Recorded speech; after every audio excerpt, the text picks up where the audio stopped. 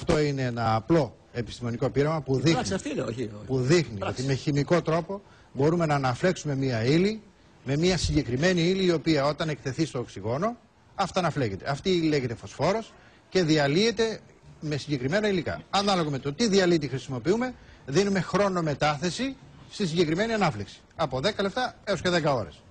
Το συγκεκριμένο υλικό είναι φωσφόρος και διθιάνθρακας. Να ρωτήσω, άρα λοιπόν. Είστε συγγραφέας και ερευνητής. Ναι. Τι έχετε Συνδέσμου Σκεπτικιστών Ελλάδος. Τι έχετε σπουδάσει? Μηχανολόγος. Μηχανολόγος, μάλιστα.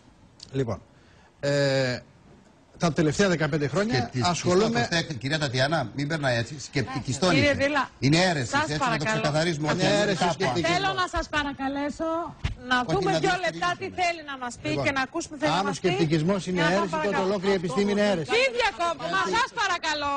Θα τελειώσει η εκπομπή, δεν θα έχουμε δείξει τίποτα. Μα σεβαστείτε εμένα τουλάχιστον. Σεβαστείτε εμένα. Θα τελειώσει η εκπομπή, δεν θα έχει μιλήσει κανείς και θα φύγουμε, θα πάμε στα σπίτια. Λοιπόν, παρακαλώ σιγά σιγά να δείξουμε στην κάμερα τη διαδικασία. Εδώ μέσα σε αυτό το μπουκαλάκι. Εδώ μέσα είναι το διάλειμμα.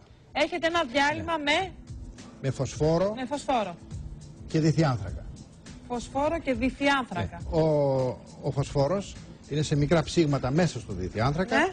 Όταν εξατμιστεί ο διθιάνθρακας, εμφανίζεται στο οξυγόνο ο φωσφόρος και αυταναφλέγεται. Βουτάτε το κερί από τον Πανάγιο Τάφο μέσα σε φωσφόρο και διθιάνθρακα στο μπουκαλάκι. Βουτάτε και τα κεράκια που έχουμε φέρει από την εκκλησία μέσα εκεί. Και αυτά θα ανάψουν μόνα τους μετά από πόσο χρονικό διάστημα? Γύρω στα 15 λεπτά. Μετά από 15 λεπτά.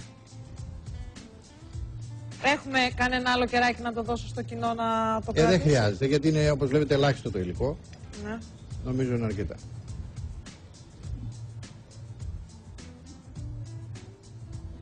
Να ρωτήσω κάτι. Δηλαδή την ώρα που εξατμίζεται, είναι υγρό τώρα το φυτίλι? Είναι υγρό? Τώρα είναι υγρό, ναι. Είναι υγρό, ωραία. Δηλαδή όταν εξατμιστεί και στεγνώσει, τότε θα αυτό αναφλέγει? Πιο έντονες κοσμικές χαρές. Η φωτοθάλασσα απλώνει στους ευρύς χώρους. Γίνεται κατανοητό ότι οι πιστοί κρατούν δέσμοι από 33 κεριά. Συμβολικό αυτό. Εφόσον με προσοχή παρατηρήσουμε... Παρακαλώ, άναψε το ένα. Δεν είδαμε τόσο πράγματα τόση ώρα και δεν είδαμε τις φάσεις. Μπορεί να βάλετε το χέρι να δούμε αν καίει. Όχι, να το αφήσετε πάνω το χέρι. Να το αφήσω πάνω? Βάλτε το δικό σας άμα θέλετε. Λοιπόν, εγώ όχι. Διότι ξέρω τι καίει.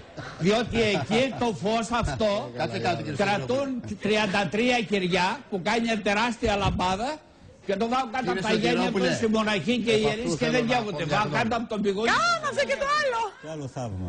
Και το άλλο. Λοιπόν, αυτό καίει. Ότι εκείνο δεν καίει είναι... Καθίστε λίγο κάτω, καθίστε. Άναψε και του Παναγίου Τάφου το άσπρο. Όλα θα ανάψουν. Καθίστε. Αφού τους έβαλε ο φωσφόρο θα ανάψουν. Καθίστε λίγο, καθίστε. Εγώ είμαι και προτέρων θα λίγο, καθίστε. Λοιπόν. Κάτσε λίγο, με σε πάει. Το θέμα είναι... Δεν βάλετε το χέρι να καείτε. Το βάλα το χέρι, αλλά δεν κάηκα. Να τα αφήσετε εκεί 2-3 λεπτά. Αυτό συμβαίνει στους Αγίους Τόπους. 33 κεριά, τεράστια λαμπάδα και δεν καίει 2 λεπτά. Ένα λεπτό.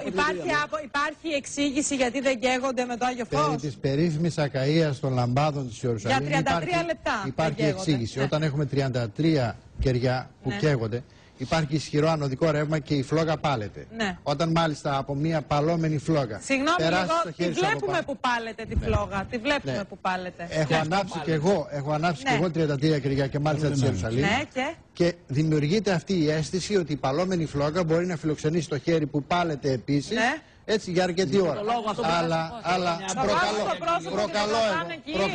προκαλώ εγώ. Όχι, δεν έχουμε δει ποτέ ένα βίντεο που να κρατήσει έστω και 2, όχι 33 λεπτά που λένε. Μα κοιτάξτε, ένα λεπτό. Γυρίστε πίσω το βίντεο.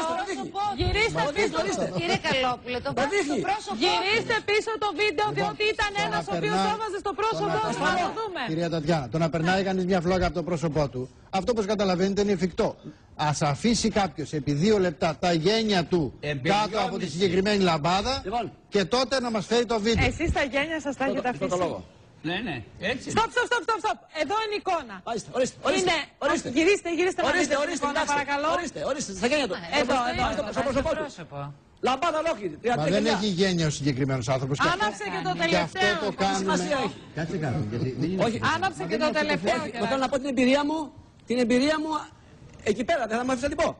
Βίντεο θέλουμε, την εμπειρία του καθενός. Εμπειρία στον Πανάγιο Τάφο. Ένα βίντεο να μας φέρετε, όχι την εμπειρία. Εμπειρία στον Πανάγιο. Το δείξαμε. Το θέμα είναι. Δικό μας το είναι που Το θέμα είναι. Η εμπειρία ενός πιστού δεν μετράει